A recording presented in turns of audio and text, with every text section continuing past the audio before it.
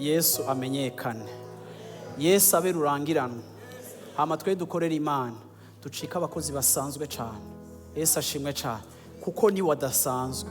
N'ubwiza dufise butuma abantu bodukunda ni wabutwambika, n'inzahabu twikoreye ni wazidushirako, n'ivyiza dufise ni wabiduha kugira ngo ntitwivugire, kugira ngo tumuvugire, dukureho iyo ntambara tumukorere.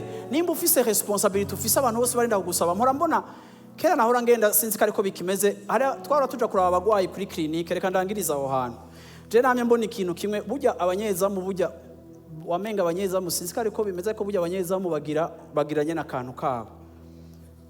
Burya umunyezamu arakumvisha ko ari we chef ku irembo giyo.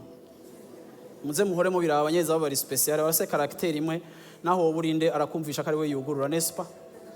Twe twakuze tuja kuraba abagwayi, rimwe na rimwe ukagenda kuraba umugwayi kuri clinique ugasanga warengeje amasaha, ugasanga umunyezamu arakwibukije ko ari we chef, amasaha yarayenganye yagize gute, sivyo? Siko.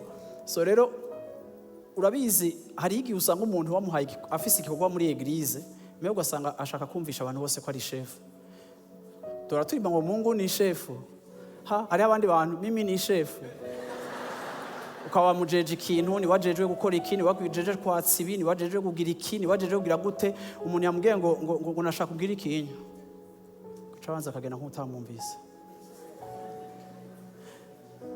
Navuze ndindira. Bantu b'Imana ndabingize mugira umutima woroshe. Muri abakozi b'Imana.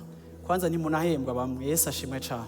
Sivyo rero reka kwibabura kubera agapost ufise, ariko kandi wibuke yuko wakaguhaye ari wakwiye kubaburwa. Yesu ashimwe cyane, ari wakwiye gushigwa hejuru. Apana wewe Imana ikagukonfia ikintu kigatuma abantu barinda kugucako. Vraiment fate responsabilité kuba le plus petit possible.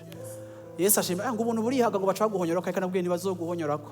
Na Dawidi yaratambye ikareso iraboneka, ariko naho mutwenze vyanse kwa vyara, kuko Imana niguha icubahiro, we nushobora kwiha icubahiro, kanatsinda naho uri niyo yahagushize. Yesu ashimwe cyane. Rero bantu b'Imana ndabinginze muze dukorere Imana muri simplicité, niyihambaye twe ntiduhambaye.